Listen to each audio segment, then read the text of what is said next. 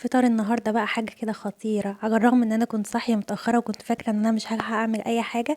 بس بجد انجزت في وقت قصير قوي. فتعالى اوريكم عملت ايه. اول حاجة جبت معلقتين كبار من السمنة البلدي، حطيتهم في طاسة سخنة على النار، ونزلت عليهم بثلاث بصلات بحجم متوسط مضروبين في الكبة، وعليهم قرن فلفل اخضر وفصين توم.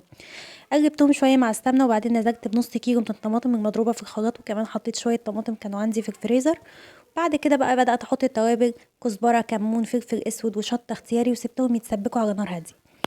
بعد كده كان عندي ورق عنب في الفريزر، طلعته حطيته في مية سخنة. كنت حاطة حاجة فيها مية بتغلي، وحاطه في الميه دي ملح وكمون. يا دوب نزلت بس بورق العنب كده، وبعدين طلعته على طول في ميه ساقعه وسبته بعد كده يتصفى.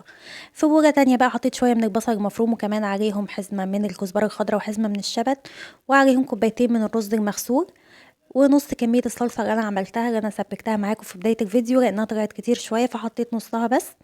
وكمان معلقتين كبار من دبس الرمان، وعصير ليمونتين كبار، وشويه بس كده من الزيت عشان يخلوا الخلطه بتاعه المحشي دي يبقى الرز مفلفل ما يبقاش معجن. قلبتهم مع بعض كده كويس قوي. وبعد كده بقى هبدا اجيب ورق العنب بتاعي.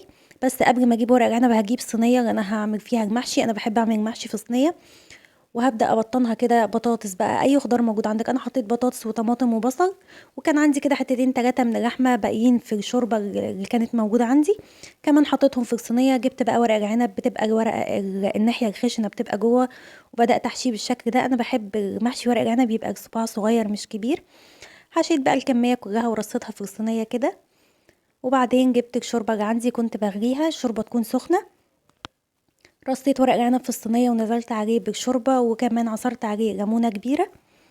الخطوه دي مهمه قوي عشان بجد بتدي طعم حلو قوي. الليمون بيدي مزازه حلوه قوي لورق العنب. بعد كده فضيت بقى عليه الشوربه وحطيته على نار. حطيته على نار تكون عاليه، يا دوب اول ما بيغلي بنوطي عليه.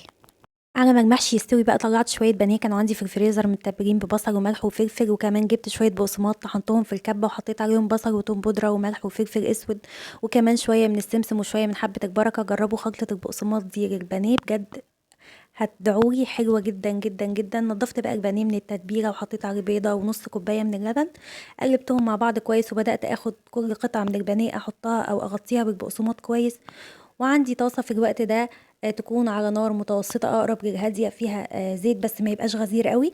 نزلت فيها بالبانيه وسبته يستوي براحته. طبعا درجه البانيه انتوا بتتحكموا فيها. انا من الناس اللي بتحب البانيه يكون متحمر شويه، يعني بحبه مقرمش اكتر. طبعا انتوا ممكن تطلعوه درجه افتح من كده، بس احنا بنحبه يكون متحمر شويه.